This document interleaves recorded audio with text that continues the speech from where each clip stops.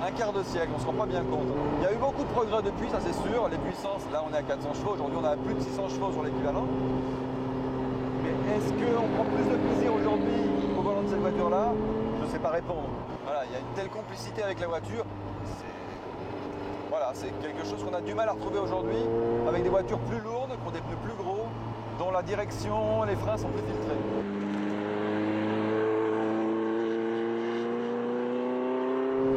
Voilà, mais on va s'arrêter là parce que sinon, je crois que ça serait facile de passer la journée à bord de la voiture. Mais bon, voilà, à un moment, il faut s'arrêter. C'est une auto extrêmement attachante. Peut-être finalement la plus attachante de toutes les cartes parce que c'est extérieurement la moins spectaculaire. Mais en revanche, elle a un caractère incroyable. Elle est à la fois extrêmement agile, bien stable. Le moteur, ça pousse, c'est rien de le dire. Super précise. Voilà, c'est beaucoup de ce qu'on attend d'une voiture de sport, très très clairement. Et voilà, on va la quitter à regret. C'est comme ça. Allez, on arrête.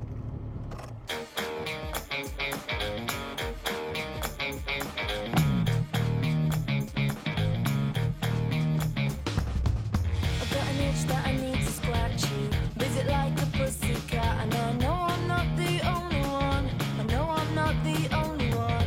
And I can stalk the city streets, prowling to the bass and beats. And I know I'm not your only one. I know I'm not your only one, but you keep on hanging round, keep on hanging round, but you keep on coming back, keep on coming back. Bon, la 288 GTO, c'était une Ferrari presque normale, en tout cas pour le look. Et là, avec la F40, c'est un peu une arme de guerre. C'est le mythe des années 80. On va aller l'essayer.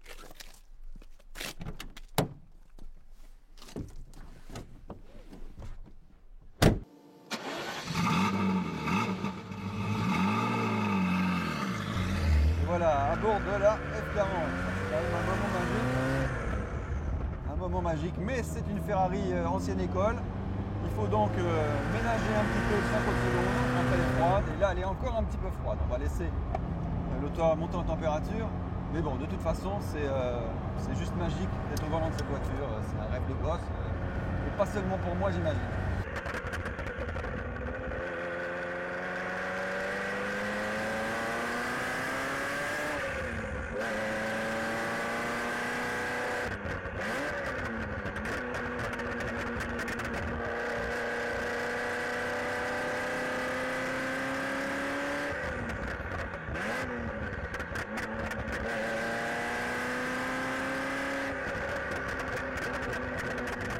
À l'intérieur de cette voiture par rapport à la 288 GTO, ce qui s'est passé, c'est que là on a une coque carbone Kevlar qui est la première sur une voiture routière avec quand même un châssis tubulaire classique, mais le châssis il est pris dans la coque.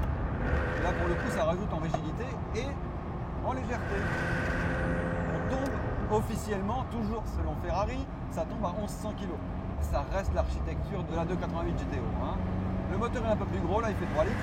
Et il fait juste 78 chevaux de plus.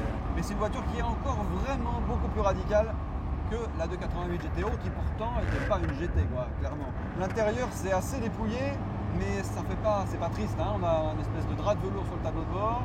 On a directement le carbone Kevlar, donc qui constitue toute la carrosserie à nu, aussi bien sur le sol que sur les contreportes. Des petites manivelles de vitre pour celle-ci, mais d'autres F40 avaient juste du plexiglas coulissant où on ne voyait rien dedans. La direction n'est pas assistée, donc à l'arrêt c'est assez viril. Les freins non plus, ce qui est plus surprenant quand même, parce qu'une auto là, c'est une auto qui va vite. Donc il faut taper dedans, mais une fois qu'on a senti un petit peu comment fonctionne la pédale, finalement ça freine plutôt pas trop mal pour une voiture qui a 20 ans. Hein. C'est une voiture qui ne va rien pardonner, hein. Il n'y a pas d'anti-patinage, il y a un autobloquant, tout est pour tout, mais c'est une auto extraordinaire. Elle a été célèbre à une époque pour les prix qu'elle réalisait en moto d'enchère, mais sincèrement, l'important c'est tout le bonheur qu'elle procure. Le conducteur a le sentiment d'être en ligne directe avec la route, c'est-à-dire qu'il pense quelque chose, la voiture le fait. Donc parfois elle surinterprète un petit peu, il faut faire attention quand même. La zone rouge elle est à 7800 tours, hein. Donc il reste de la marge et si on en remet un peu, Voilà, assez rapidement, ça bouge. L'auto, elle avance. Elle avance, mais pour le coup, elle est plus sensible à l'état de la chaussée que ne l'était la 288 GTO, qui finalement était assez conciliante. Là, la F40, c'est pas le genre de la maison de vous pardonner quoi que ce soit. Là, même en quatrième, hein, il faut... J'ai pris une moitié d'accélérateur. Mais déjà, en la conduisant avec beaucoup d'humilité, on profite vraiment.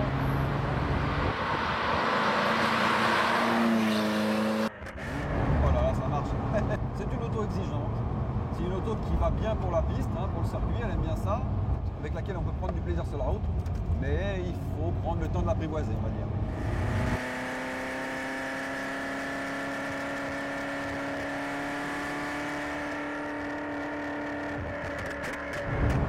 Elle aura bien tendance à guidonner un peu quand même.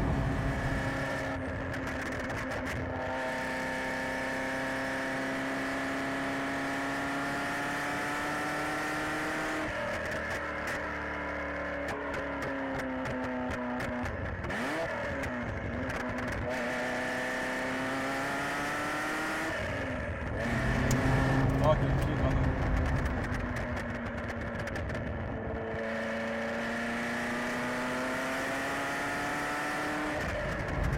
Voilà, on n'a pas besoin de changer de vitesse, hein. On reste en 4, enfin en 3, et voilà, la ruse. On reste en 3 et ça le fait très bien.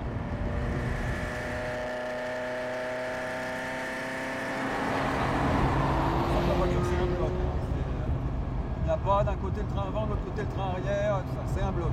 Alors au niveau direction, un quart de volant à droite, un quart de volant à gauche, ça suffit dans 90% des cas. Pas besoin de se poser de questions. Et les freins, ça va, elles freinent bien droit, elle n'est pas piégée sur le freinage. Et là, la route est quand même beaucoup plus mauvaise qu'au début. Et là, il faut un peu se cramponner au volant pour garder la voiture sur la trajectoire. Elle aime bien les pistes finalement. Un peu lisses, propre quoi. On entend aussi de temps en temps les graviers qui remontent parce que dans la caisse, il n'y a absolument pas d'insonorisant et tout ça. Donc les roues font claquer les gravillons dans les ailes et ça résonne. C'est une caisse très rigide. Hein. Carbone qui est là. Bon, mais c'est joli ça.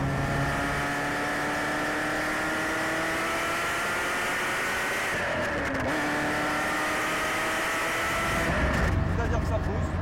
Je crois qu'on peut dire ça.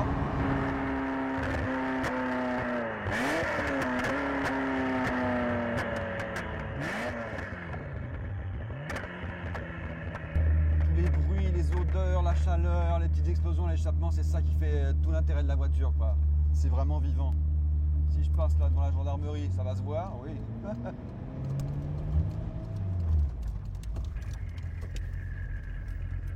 Et voilà.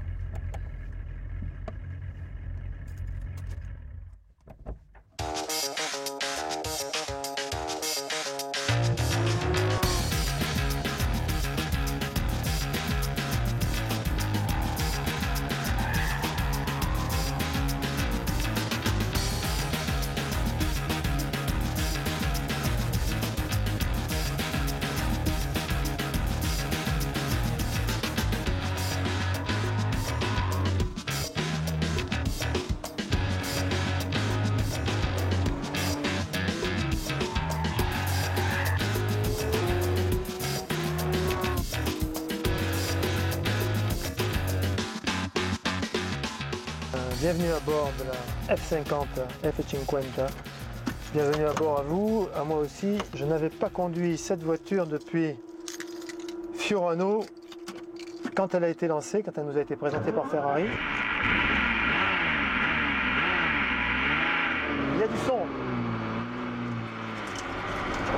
C'était en 1995, c'est-à-dire 8 ans après la F40. Alors normalement, sachant que F40, là je vais lever le nez parce que sinon je ne passerai jamais cette petite la poterne du château. Ça y est, on sort. Alors, grosse émotion parce qu'on n'en croise pas tous les jours, sachant qu'il y en a 349 qui ont été produites et qu'actuellement un joujou comme celui-ci se rencontre un échange de 500 000 € environ. Premier contact. Alors c'est un peu un paradoxe parce que c'est une voiture d'avant-garde qui a 15 ans. Donc avant-garde pour les compteurs électroniques par exemple, avant-garde surtout pour des aspects beaucoup plus fondamentaux, à savoir la coque carbone. Mais d'un autre côté, une bonne vieille boîte 6 rapports à grille métallique comme on savait les faire chez Ferrari. Je vous avouerai que je la retrouve personnellement avec plaisir. Donc cette auto, la F50, est un mélange de technologie d'avant-garde et de technologie déjà éprouvée. Je laisse chauffer le V12 4,7 litres, magnifique moteur dérivé très directement de la Formule 1 avec une puissance au litre extrêmement élevée, supérieure à 110. C'était le record à l'époque pour un moteur atmosphérique. Ça devrait donner un moteur très élastique, très vif en haut. Là pour l'instant, je me contente de la tenir et de découvrir avec vous l'ambiance. Ambiance évidemment carbone. La voiture est réellement dotée d'une coque carbone.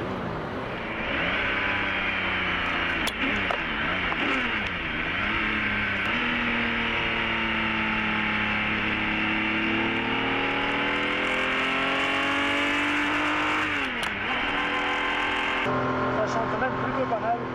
Alors, on est réellement dans une ambiance course, d'abord à cause du bruit. Et ensuite, la voiture semble très vite, avec une direction quand même sensible. Elle pourrait l'être davantage, mais c'est assez vif.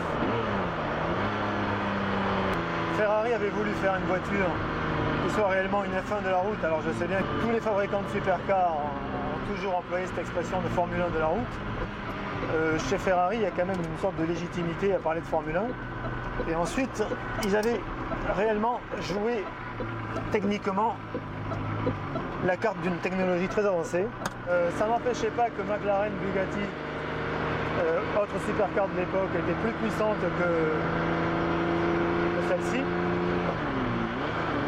Mais Ferrari avait décidé de se priver du turbo qu'il avait sur la F40 pour sortir quelque chose de plus pur, une sorte de chef-d'œuvre des technologies appliquées en Formule 1 à l'époque, où on était également revenu à l'atmosphérique.